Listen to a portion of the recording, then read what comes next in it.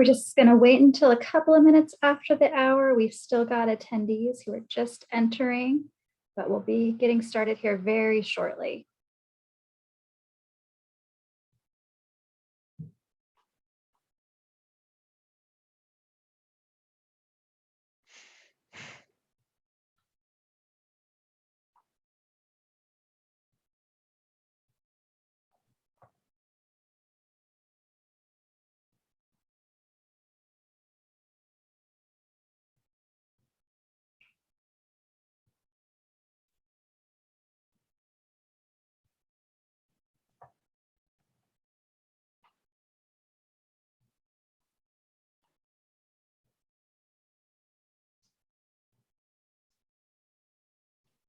Okay, well, good afternoon and welcome to the second of 6 City of Mesa Climate Action Plan engagement sessions. Today, we will be diving into heat mitigation.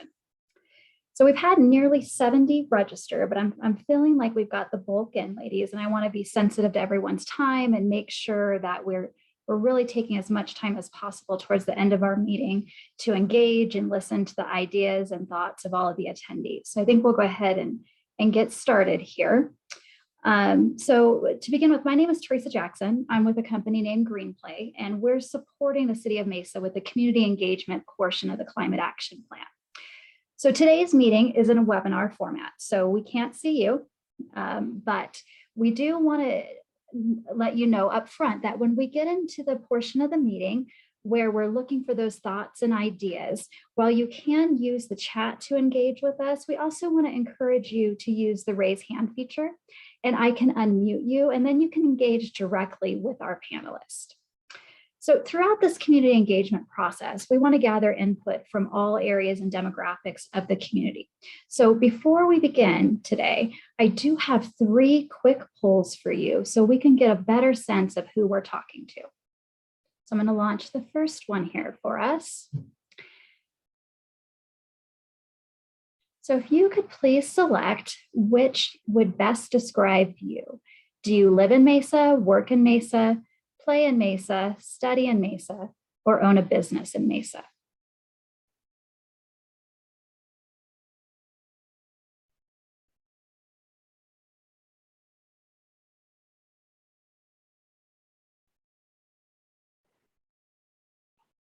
Great, we are at nearly full participation. I'm going to go ahead and move on to the next one now.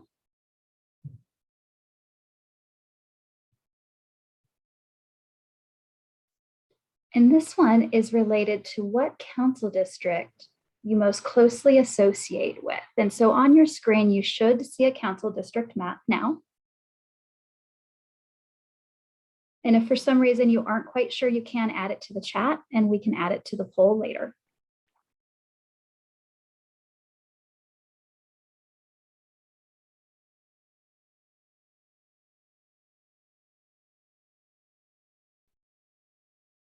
This is a very balanced meeting. It's great. Okay, we've got most of the responses in, so I'm going to go on to the third and final poll. So what is your ethnicity? White, Hispanic, Latino, Black, African American, Native American, American Indian, Asian Pacific Islander, or other? And you can select multiple on this poll.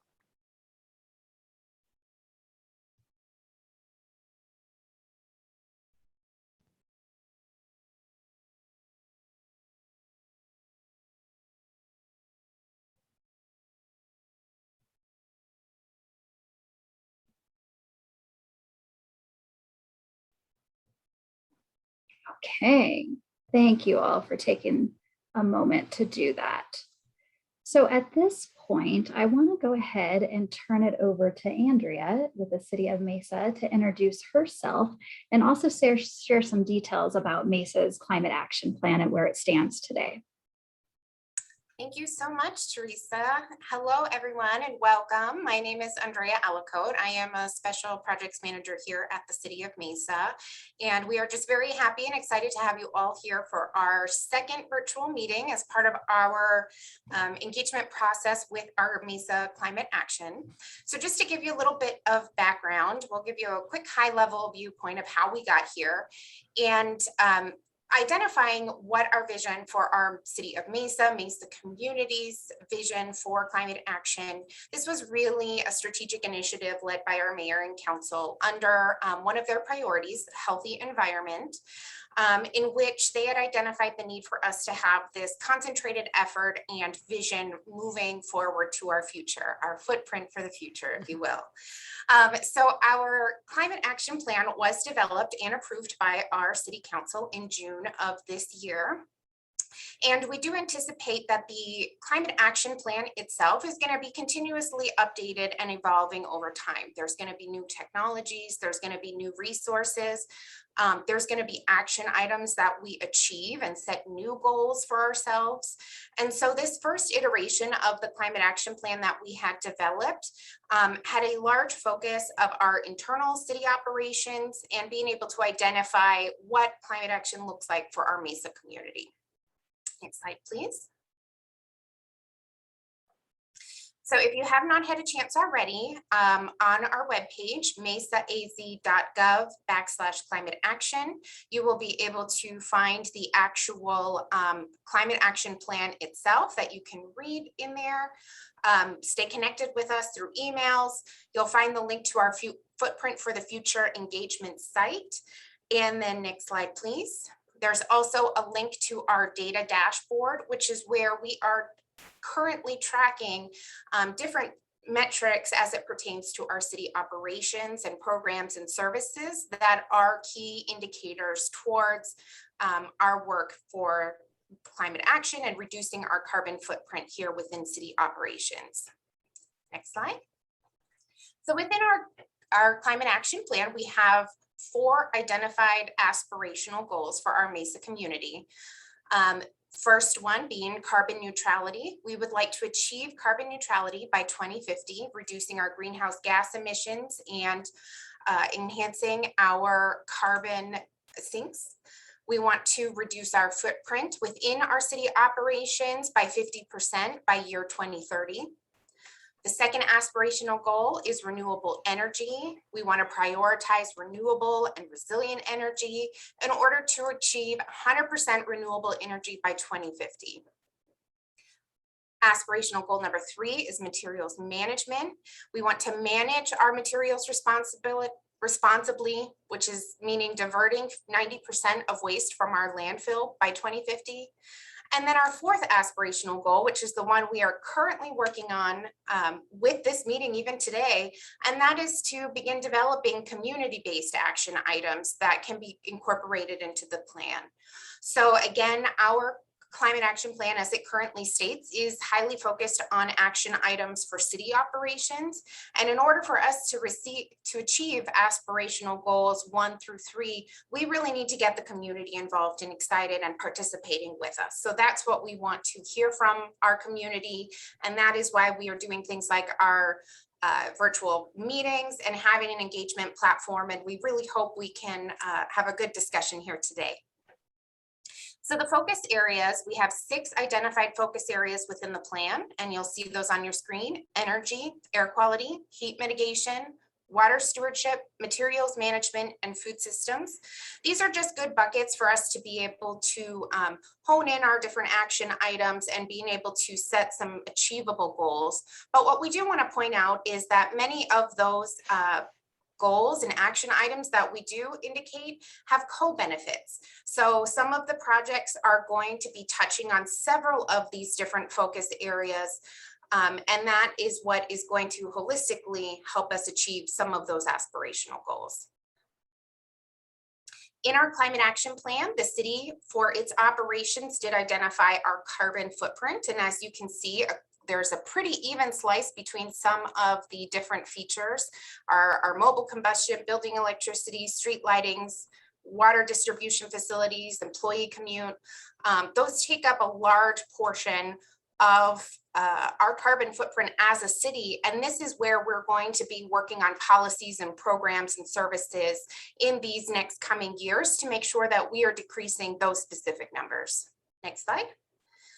And then we look to our Maricopa County region, who has identified what our community footprint looks like. And this is going to be the basis of the information and data that we use to help drive and support the community actions that we're going to discuss and develop today. So that is just a quick highlight overview of our climate action plan as it currently states. But I would really like to jump into now is our focus area for today's conversation, and that's heat mitigation. We're going to hear from our two subject matter experts to give us an idea of what heat mitigation looks like within Mesa and our region, and then hear some strategies and different mitigation techniques that are effective today. But then we will open it up to a community conversation for the second half of this virtual meeting, where again, I'm going to reiterate what Teresa has stated for those that are just joining on. After we hear from our two expert panelists, we're going to open up the conversation. Please use either the raise hand feature, or even throughout their presentation, please feel free to enter comments into the chat, and then we will be able to have a more conversational dialogue on that. So with that, I will introduce Laura Heineman, who is the Deputy Director, and Donna DiFrancesco, who is our Energy and Water Conservation Coordinator for the city. They are part of our Environmental Management and Sustainability Department. And ladies, I'm going to turn it over to you. Thank you. Thank you very much, Andrea. We appreciate that. And slip that slide back for a second, Teresa, because we're going to start with trivia, right? We're going to do a trivia question. And we might have already given it away, but let's give it a try. Let's start with that trivia question to kickstart the presentation. So please answer this question for us. And I believe that Teresa's going to show us what everybody's response is. This will give us a good gauge on what people how much you may understand about some of these topics to start with.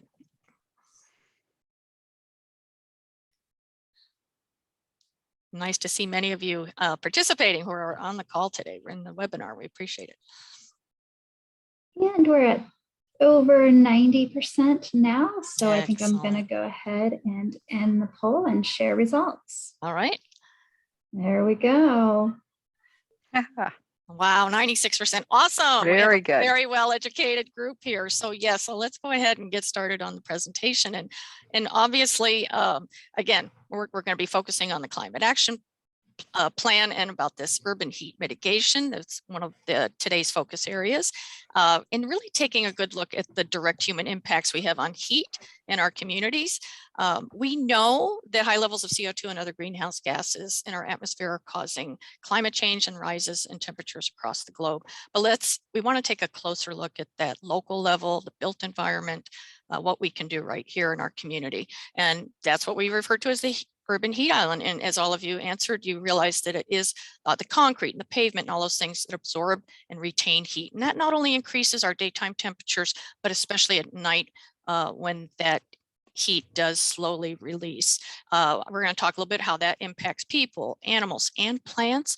And one of the other things that we see is when we get that heat dome, that causes these frequent but more, or less frequent but more intense summer storms. That's when we tend to get those microbursts that'll blow in. It takes that much energy to get the storms to come into our area.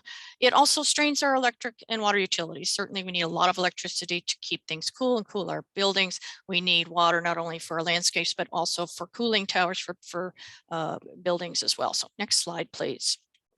So this is just the visual of that urban heat island. And what it's showing is the late afternoon temperatures of how much longer it takes to cool down. And you can see it's still very warm over the downtown areas, but you can see on each side of this graph with the red dotted line that you've got rural farmland. Those areas are going to cool off much more quickly, and suburban residential cools off quickly. But you can also see here there's a nice dip where the parks are. So parks can also provide a benefit. Next slide, please.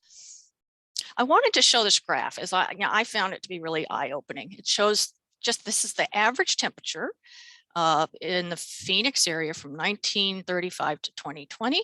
And what happens with weather? Weather's always changing.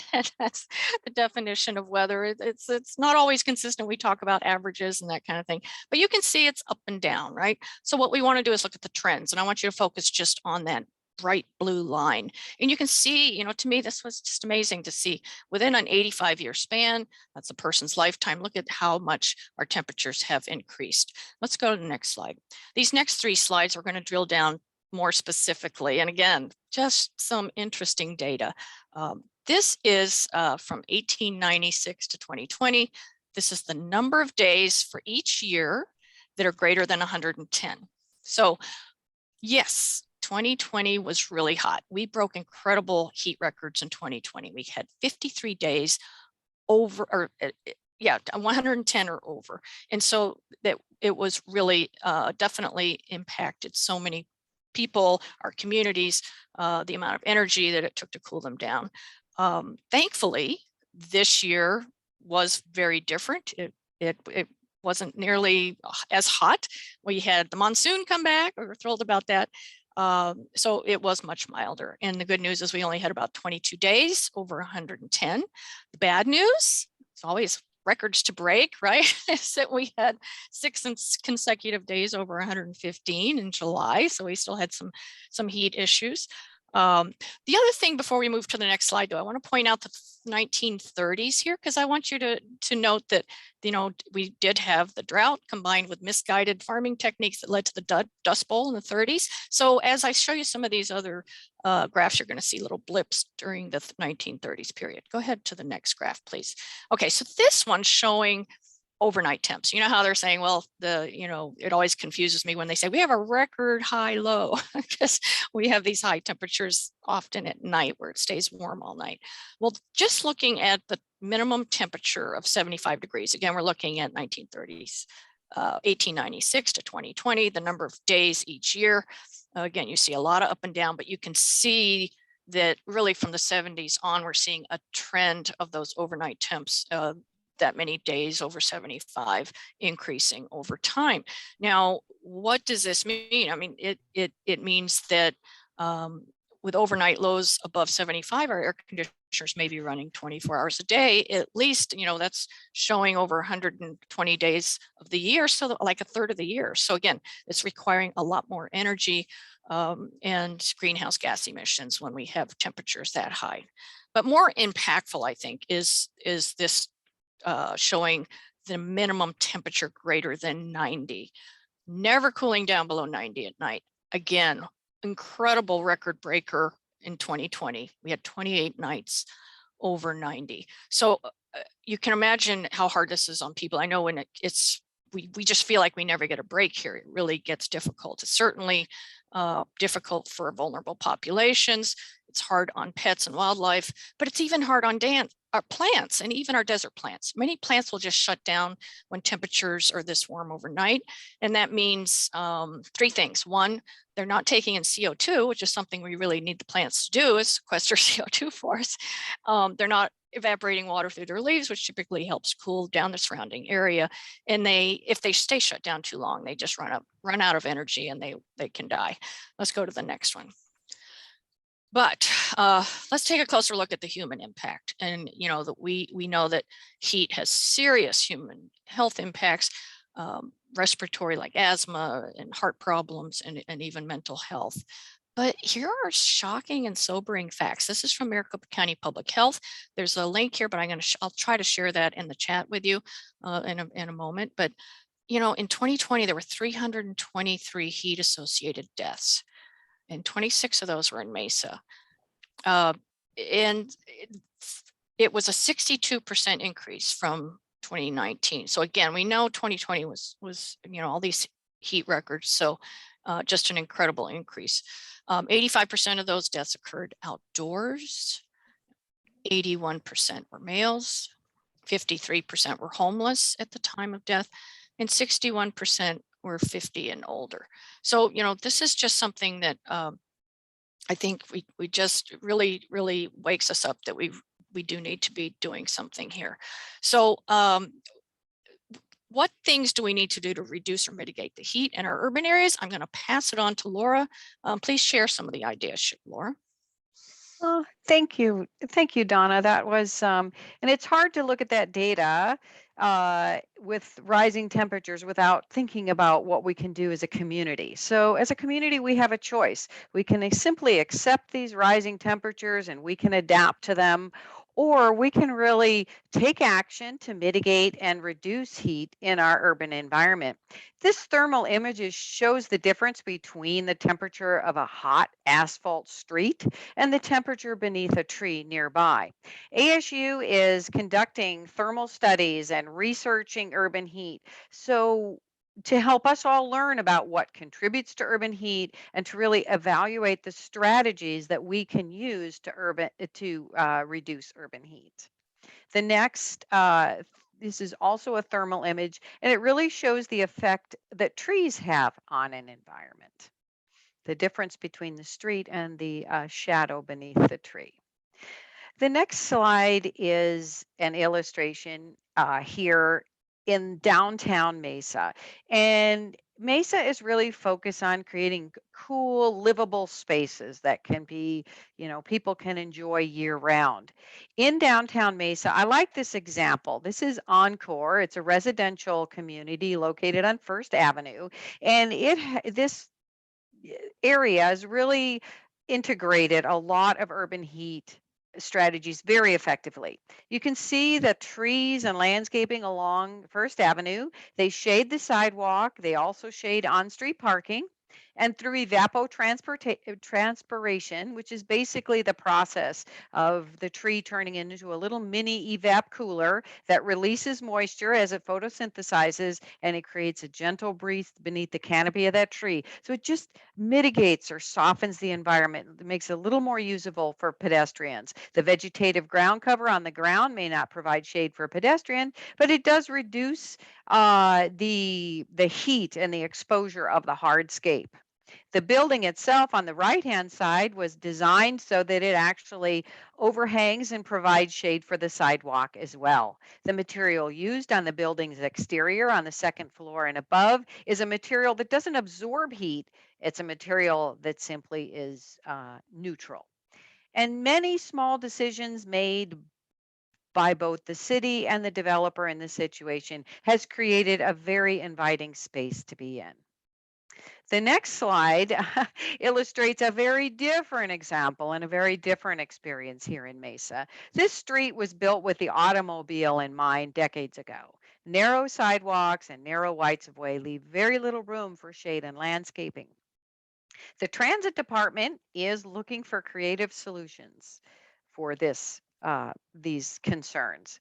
Mesa is launching the Bus Shelter and Shade Project, which will study 410 bus stop sites that do not have enough room for traditional shelters and trees, and there will present creative solutions like micro shelters where we can evaluate how those might make those bus stops more usable.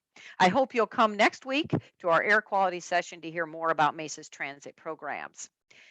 In this photo, you'll see gray concrete sidewalks and gray concrete curb and gutter, and all of this collectively is called gray infrastructure. Where feasible, Mesa is replacing this gray infrastructure with green infrastructure. The next slide shows green infrastructure also along First Ave. It's a term that's used to collectively describe a system that collects rainwater to be used beneficially on site by plants. This green infrastructure reduces urban heat, it filters stormwater, and it absorbs that stormwater in place rather than sending it down a concrete storm drain pipe. It's also called low impact development. This example in front of Mesa Urban Garden is a beautiful example. These desert adapted plants and the birds and butterflies that call them home are all thriving in their green infrastructure environment. And the next slide, it kind of shows this green infrastructure working. You see that at Southern and Dobson, went on a road diet. The asphalt traffic lanes were removed and replaced by wide pedestrian walkways and large landscape medians with curb cuts along the roadway to collect the storm water as it fell. This green infrastructure typically collects what's called the first flush. And so this is dirty water, but the plants can absorb this rainwater. They're fine with it. It's a win-win for the community. And this, most importantly, this green infrastructure can be installed in urban areas to offset that urban heat island effect. As Donna showed you in the illustration, that urban heat is highest where we have most concrete development. The next slide, natural open space, including parks, is one of the most effective urban mitigation strategies. This slide shows two examples. On the left, we have an outdoor shared space in an HOA with a tree and some permeable paving and some desert adapted landscaping and even some annuals. Just a very beautiful place to be. But the benefit of such a place is it does really not absorb heat during the day. It cools off much more quickly at night. It reduces those overnight low temperatures. On the right, we have Desert Trails, one of Mesa's new parks, where we're leaving the natural landscaping in a place. Again, that will heat up during the day, as all places in Mesa do, but at night it will release that heat much more quickly and prevent us from having those overnight highs. I think you can help else mitigate urban heat in our community by planting a tree on your property. You'll have the benefit of enjoying the cooling effects of the tree. If you place it on the east or west side of your home or your office, you'll get some energy savings benefits as it casts shade on your building. And if you don't own property, you can donate a tree to a school or a local organization that's willing to plant that tree and care for it over time. I'd like to show you just a couple of examples of city buildings where we have included heat mitigation strategies as part of the design. This picture you're looking at now is the Fiesta PD station down in Southwest Mesa, and it is a LEED Gold building. You can see the landscaping in the front. It actually has some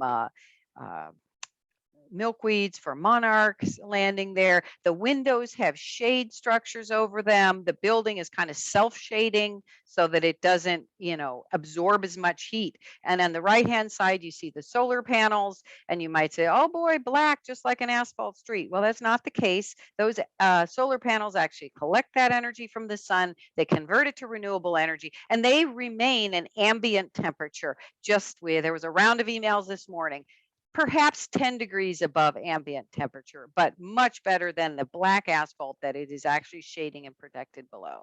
And the last photograph I have to share with you today is the ASU at City Center, located in the heart of downtown. And I am sharing this with you because it's under construction. If you haven't had a chance to see it, I hope you do. But it really takes these heat mitigation strategies and incorporates them into the design. This building will be placed in a landscaped urban plaza that the community can use and share and enjoy.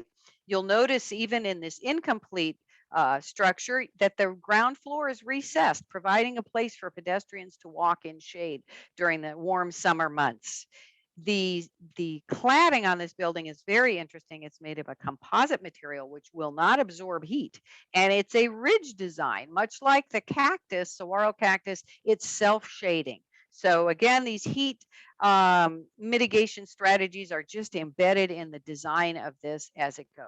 So I will pass the baton to Donna, who will talk about some additional mitigation strategies. Wonderful. Great ideas, Laura. Thank you. And definitely, what else can we do? Of course, any replacement we can do of plant material or porous materials instead of these hard surfaces is going to be an improvement. We need to increase our tree and shade canopy. Mesa has been a Tree City USA for 11 years and counting. That's through the Arbor Day Foundation that encourages us to really commit to taking care of our trees. We need to do better. We need better canopy coverage. We need to look at what our baselines are and see what we can do to improve that.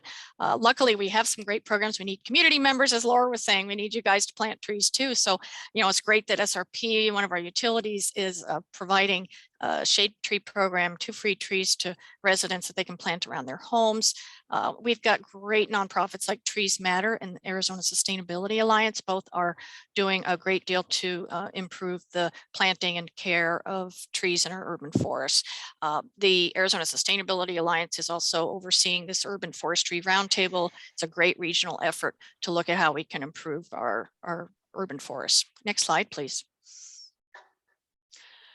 One of the things, though, that we have to think about is you know, we're talking about mitigation strategies and ways that we can cool things down, but we also have to adapt. We have to cope somehow with this heat that we have. We would rather have to do less of that if we could cool things down and mitigate those things. But we need to monitor and educate the public and make sure that we're taking care of our community members. We need good emergency response plans to deal with especially extreme heat events. And we need to just make sure we're improving the comfort and safety of those in the community. So that's where cooling centers are helpful, hydration stations or distributing water, shifting work schedules or encouraging that in the workforce, and offering things like utility assistance programs so people can leave the electricity on if they need to cool their homes. Next slide, please. Luckily, we need to, you know, there's others out there working on these issues and we need to collaborate. I mean, this is our biggest thing. This isn't just a government certainly issue. And I would venture to say that these other groups are much better at some of these things than we are. We need to coordinate with health organizations like the Maricopa County Public Health. We have great research, as Laura's mentioned. There's some incredible research being done by Arizona State University looking at all the heat. And I saw there was a quick question and the thing about how do you measure these temperatures, and they're doing all that. They're looking at reflectivity and all kinds of other things when it comes to the heat. We have nonprofit community-based organizations who really are much better at getting out there in the community and talking to community members, groups like Rail CDC, and then working with other neighboring communities, because this isn't just, you know, a Mesa issue. There's some great nonprofits out there, Nature Conservancy, who in 2017 worked with many other collaborators and developed this heat action planning guide. And right currently ASU has is in Arizona Sustainability Alliance, and others are working on this West Mesa heat action planning project. We've been planting trees every weekend going all the way through November 20th, and we have another batch in the spring. So there's lots of things happening, and we really appreciate that there's opportunity to collaborate. Some of these collaborators are on. I see that they're some of our participants, so I'm really hoping that they'll share some of the things they're doing. Next slide, please. And I think you just made the perfect segue for us. All right. So what cool ideas do you have? We definitely want to hear from our participants. Thank you. Yes, thank you very much, Donna and Laura. I think you both did a really great job setting the framework of what heat mitigation looks like for us here in our city of Mesa and within our region, and gave some good examples of what things the city is currently doing. But now we want to open the floor and take this next 25 minutes of our time to really be able to have a community dialogue. We want to hear from all of you on the call on things that are different community-based action items. What are things that we can do to help partner with the city and work with the city in terms of being able to achieve those aspirational goals we had talked about? And then also, if there's areas of priorities, we certainly want to be able to hear those as well. So Teresa is going to be the one who is going to be able to monitor our chat. And please, if you have any questions or comments, you can enter them in the chat or use the raise the hand feature, and she will go ahead and unmute you and be able to give you an opportunity to voice your statements. Laura and Donna will happily then be able to respond. And just so that way we can get a chance to go to everyone, I do want to state that we will be sending out a link to this presentation after this meeting today. And you will also have an email address to reach Donna and Laura directly. So that way then if there's some off-screen dialogues or questions that we need to get to after the fact, we'll be happy to do that. But we want to give as much time today. So Teresa, do we have any individuals that we can call upon? There are not any hands raised quite yet, but looking back on the chat, During the presentation, Marie James put through a question. She was asking if we were showing surface temps or ambient air temps. She'd like to point out the distinction is important. And I can pull up those slides, Laura or Donna, if you'd like to see those as you talk through it. I think we can go ahead and have that conversation without the slides. We'll just have a discussion. I think there is some amazing work being done by ASU, taking the ambient temperatures as well as the surface temperatures and differentiating and seeing how that impacts the people that use that space. So those illustrations, those thermal images in this presentation were just kind of illustrative. I think that we need to collect more information on this, and I love our partnership with ASU and the studies that they've done, because you're right, it's very critical to the way people experience heat is what, that ambient temperature is what we are walking through and having our structures within. Donna, did you want to add something? No, I think you're right. It to me, it gets really fascinating when you start looking at the research that's being done, and they're talking about with some of these cool surfaces, that reflectivity can actually be more uncomfortable for people in certain areas. So we want to be careful about those things. So there aren't always real simple answers, and we appreciate, like you say, Laura, people like the scientists at ASU that are really looking at this. They have these fantastic, I don't remember the name of it, they've little machines that do all the measurements and everything, and they'll take it out and really look at what's going on in particular environment. Great, thank you both. Okay, we do have some hands raised now. So Ryan Winkle will be up first. Ryan, I'm going to go ahead and unmute you on my end. So your audio should be live. Great, thank you very much. And if you could unmute, I guess, Melissa Guardaro as well, because we're working on a lot of things together. But the first thing I would like to just highlight is what I think Donna put it in the chat earlier, was the Nature Conservancy Heat Action Planning Guide. That was done in 3 of the hottest areas in Maricopa County, which is the West Mesa South Side neighborhoods, the South Phoenix area, and then the Maryvale area. And ours in West Mesa is the lowest life expectancy in the whole county because of a lot of different things, but heat is one of those things. And a lot of the work that was done house to house over about 2 years of work, a year and a half of work of walking and educating. And people didn't even understand that their headaches and their walking to these buses and pushing their kids was actually damage and problems for them, health problems. We're continuing that work through an EPA grant application that we're doing called a Care Resilience Hub, Making Hot Spaces Cool. And we want to do some demonstration projects, which will show community design shade rest stops, front yard beautification with trees and planting trees on private properties. And then the biggest thing of that will be a resilience hub and how the community actually guides it. Everything that we're doing is built community first and community up. So they are actually pushing for their own future. And I'll let Melissa speak on that one right now. Yeah, thanks, Ryan. I think that I'd like to elaborate on the Resilience Hub, because I think we're going to hear more and more about this solution set, not only for extreme heat, but also for a lot of the other climate impacts that we're going to be facing. So a Resilience Hub operates 99% of the time as a community center. And for those of you who know about the CARE partnership, you know that that's a very trusted community center. But then they also, these resilience hubs also have capacity to help out in times of emergencies, and then also to recover from emergency.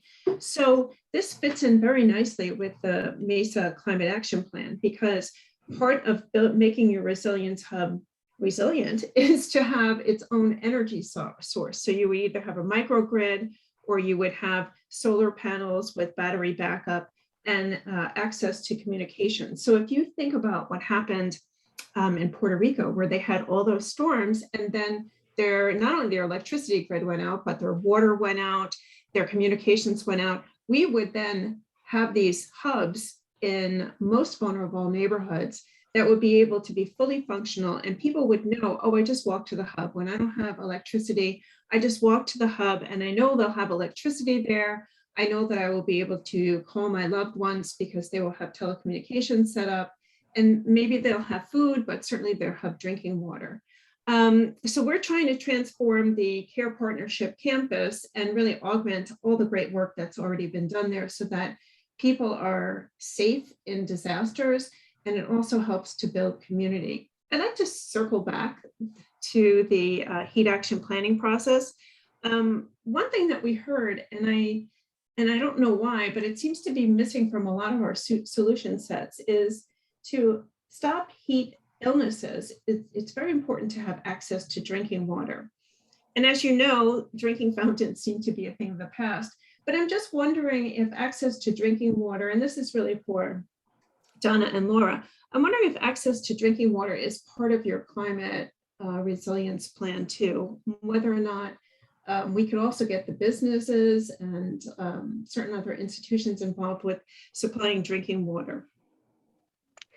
I think you're bringing it up in this context and in this forum is exactly the kind of thing we're looking for. That's why we're talking to the community. What are your priorities? What are your ideas?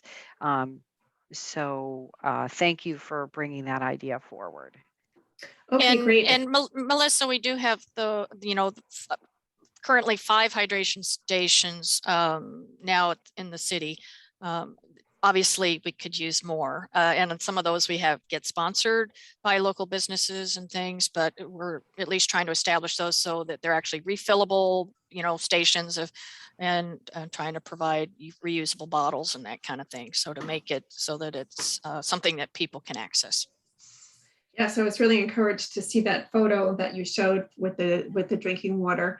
One of the other things that came out of our heat action plan was to have a summer emergency program where the community was really very focused on Mesa and where you live, but the community was given all sorts of tips on how to stay cool, and giving out water bottles in schools was something that the community wanted to do, reusable water bottles in schools.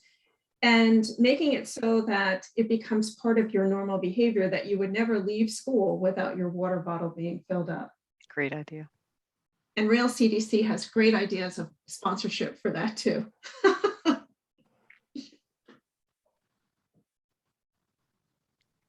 Hey, thank you, Melissa. I'm going to go to Augie now. Augie, you had a question in the chat that Donna was able to respond to, but I also see your hand up. So I'm going to unmute you and you can pose that same question for the group to hear, or if you have another one, please go ahead.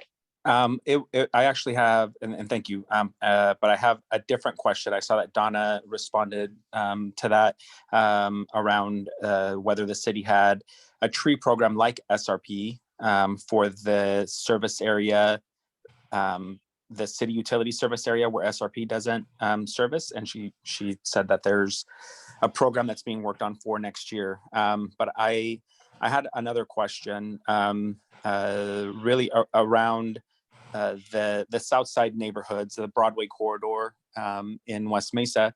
And we recently did a series of pláticas or conversations with neighbors in the South Side neighborhoods. And in conjunction with those, we did some walking audits with the community, and there were a number of things that were identified. And we did these in like May and June. And so it was starting to get pretty hot. So a lot of the things that came up related to heat, because it was pretty hot when we were out there walking.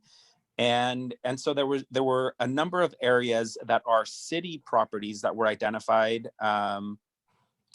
as potential areas for increased shade, particularly along Broadway and heading north from Broadway towards Main Street, along Center, along McDonald, and along Serine, where there's actually no sidewalks that lead from Broadway to the north, and just dirt without any shade. And so my question, so that just kind of sets it up. But my question is, in a situation where things like this are identified, is there a process, or can we, as a part of this heat action planning, develop a process whereby the community, as they identify areas that are city-owned property that they would like to see improved, can submit requests for infrastructure to be created that will be ultimately be neighborhood infrastructure on city property? Is there a process, or is that something that can be created through this action planning? That's a fantastic comment. I know transportation is wrapping up an initiative called Mesa Moves, which is all about getting people safely, not necessarily in their automobile, through our community. So I know they had a lot of surveys out there about that.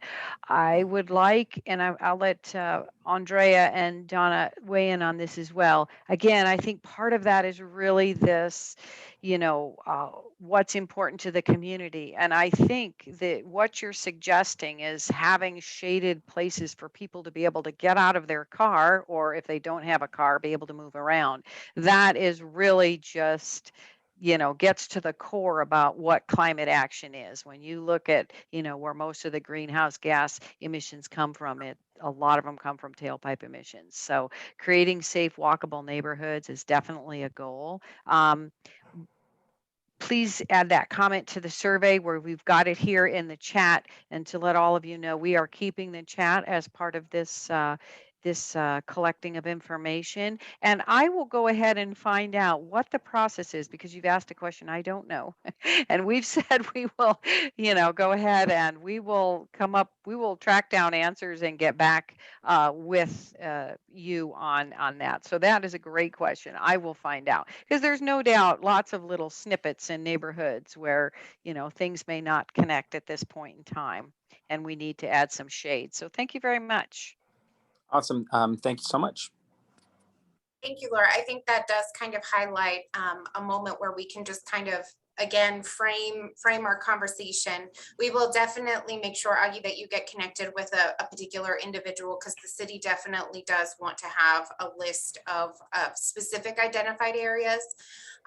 For this climate action plan, our virtual meetings and this information gathering that we're doing today and moving forward right now is really to get some of these higher level priorities identified. And so I think hearing that you have those walking meetings and being able to identify things like shaded structures and having these walkable paths, this is the higher level buckets that we as a city want to be able to incorporate as the community's priorities and reflect that as ways that we can help then create either new programming or services moving forward. So we have a couple of different parallels here happening, some of the more immediate needs, and then this higher level document of really looking into the future that is going to be a guiding document, both for the city and our community, identifying priorities for the next 20, 30 years. So that way we can truly achieve those aspirational goals. So Teresa, do we have any other hands that are raised or any other chats in the comment that we can get a few other folks participating on our call today? Yeah, at the moment, we don't have any hands raised, so I do encourage you to raise your hand and engage in the conversation. I will mention we are getting lots of great comments and connections through the chat, which is really neat to see. Donna, Laura, I know you're also looking at those. Are there any of the ideas or thoughts that are coming out that you want to share with the larger group while we wait for any additional questions to come in? I'll at least say that I want to welcome Rachel from Westwood High School's Earth Club.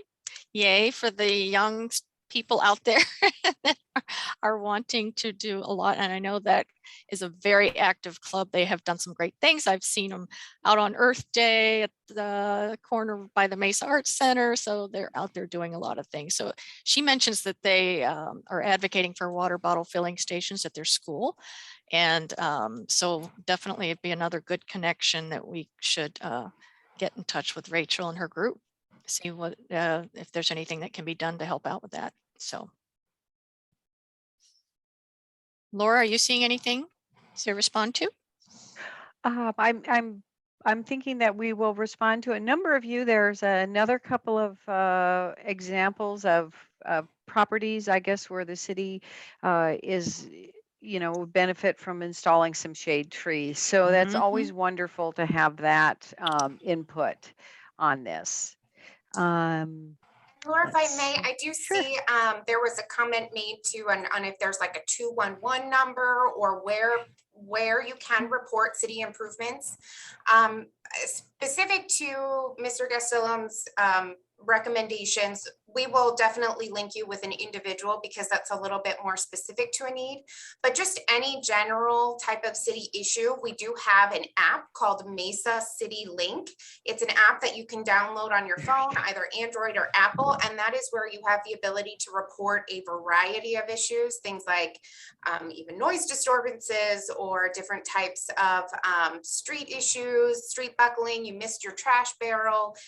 This is our one-stop shop for city being able to report to city departments. And that makes it so that you don't, as a user, have to figure out who to contact. The algorithm on the back end will luckily get it into the right hands. So that's Mesa City Link. And there's also a web-based feature that I will go ahead and put that link into the messaging. So I think that's just good information of a common theme I had seen in the chat.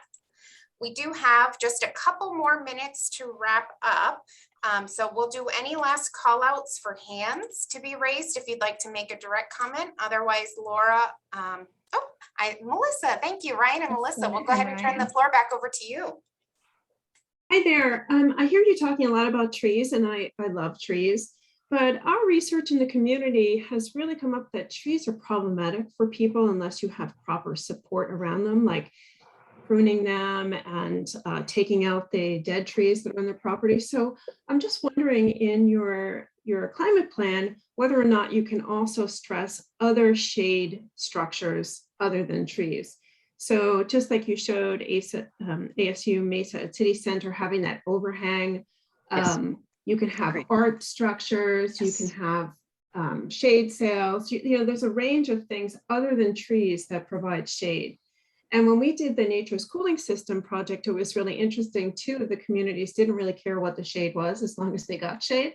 And Yes. one really was insistent that they meant trees only. And the care community didn't really care what the shade was. So I'm just wondering if you're open to other ideas for shade. Absolutely, we're open to other ideas. I think that has been expressed at many different levels. I think there's different solutions for different locations. It's certainly not a one size fits all. We like the trees do have that benefit of their ability to absorb carbon as we, reach our aspirational goal of carbon neutrality. But I agree with you 100%. A tree cannot be planted everywhere. And you really need somebody that's willing to take ownership and care for that tree over time. So it's not a set it and forget it kind of thing. Nor are the shade devices in general either. Those also need some oversight and management and maintenance.